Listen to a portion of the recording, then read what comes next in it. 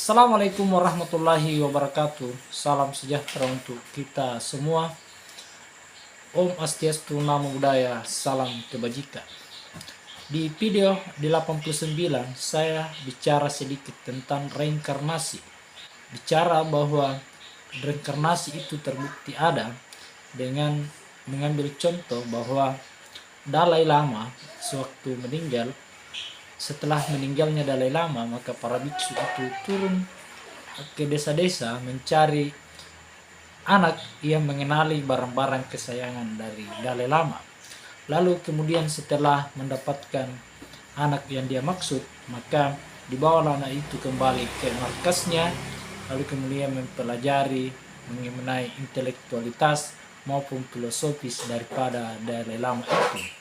Karena dianggap Dalai Lama itu mereinkarnasi pada anak itu sehingga bisa menggantikan keberadaan Dalai Lama yang sangat terkenal dan fenomenal itu. Nah, di video itu saya meminta untuk mereka yang menonton video tersebut untuk memberi komentar, baik itu bersifat saran maupun hal lain, walaupun misalnya sedikit negatif atau mendukung pun, itu saya pikir sangat lebih baik itu disampaikan semua di kolom komentar itu. Ya, lalu kemudian beragam pendapat-pendapat yang menurut saya itu menarik untuk dibahas. Nah, seperti apa pendapat-pendapat mereka mengenai reinkarnasi yang menonton video itu? Berikut beberapa penjelasan. Namun sebelum itu, mohon dibantu subscribe. Subscribe itu insyaallah gratis, kawan. Mari kita mulai. Yang pertama, paham reinkarnasi itu lebih logis daripada paham yang menyangkalnya. Ahli-ahli hipnotis telah membuktikan bahwa reinkarnasi itu memang ada dan nyata. Guru spiritual yang mati lalu hidup kembali nyata-nyata membuktikan bahwa reinkarnasi itu memang ada dan nyata. Mungkin yang berkomentar ini adalah salah satu dari mereka yang pernah membaca kisah dari Dalai Lama itu, bahwa guru spiritual yang mati, yang meninggal itu mereinkarnasi pada manusia atau anak yang baru lahir. Betul sekali itu, Mas. Reinkarnasi itu ada. Karena kalau ada anak yang lahir mirip mukanya kayak kakeknya yang sudah meninggal, itulah dia buktinya saya punya cucu. Baru bisa bicara 50%. Kalau ditanya warna apa saja, langsung dia jawab itu. Saya heran. Itu saya percaya reinkarnasi itu ada. Kemudian ada yang mengatakan dulu saya telur, setelah dibuahi bereinkarnasi menjadi manusia. Jadi telur itu berproses, kemudian dibuahi, lalu setelah terbentuk maka masuklah roh yang kemudian menjadi manusia yang utuh.